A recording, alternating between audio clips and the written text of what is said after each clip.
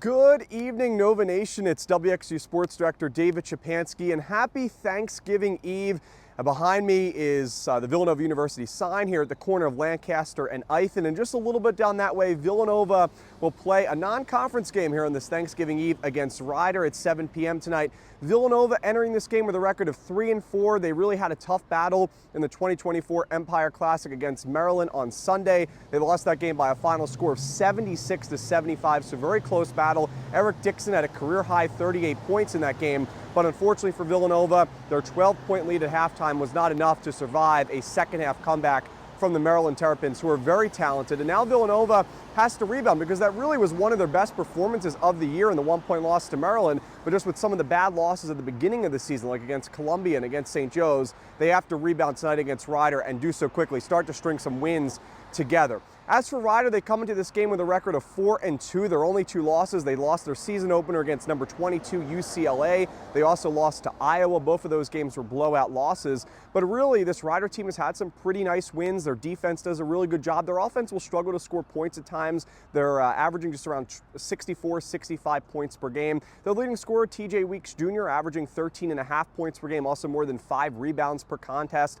He is a sixth-year player for this Rider team. It's a second season at Rider. He spent his first 4 years at UMass and really is having the best year of his career since his freshman year at UMass, like I said, averaging more than 13 points per game. In addition to that, they also have some other scorers underneath who can score. We'll talk about Tyreek Ingram, who is averaging more than 10 points per game, also more than 5 rebounds per game. And then they also have Jay Alvarez, who is a transfer, a senior from Houston Christian, and he's averaging more than 10 points per game this season as well. So those are their top 3 scorers. Ingram and Alvarez underneath. Their leading scorer, averaging more than 13 points per game, is Week Jr., or like I said, has a lot of college experience in his second year at Rider. But really after that, like I said, not a whole lot in terms of bench scoring, right? Villanova played such a team full of depth in Maryland on Sunday, and this Rider team doesn't have a whole lot of depth after their top 3 scorers, like I said, averaging around 64, 65 points per game. This team, though, can rebound well. They average around 38 rebounds per contest, but again, a lot of their games have been against some weaker non-conference competition.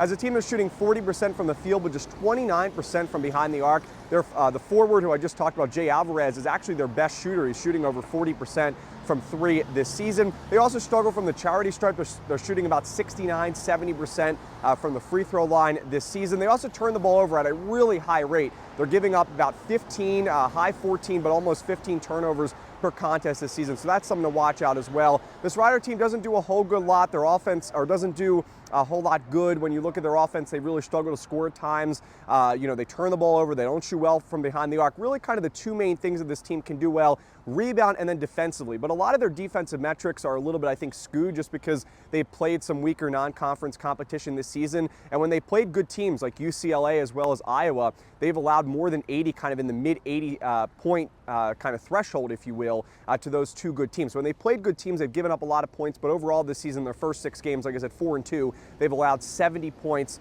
per game on average to their competition. Something interesting also about Rider, they have played all 6 games on the road this season. This will be their 7th straight road game to open up the season, so it's been a long road trip for them here to start their college basketball season as they'll come to the Finneran Pavilion tonight. So again, the kind of the key is something to watch out for in this game. Really, Rider, they turn the ball over. I think it's going to come down a lot to the rebounding battle, as well as really how many points the Wildcats can score offensively, right? I think this Rider team will struggle offensively at times, so Villanova has to make sure they put up their fair share of points.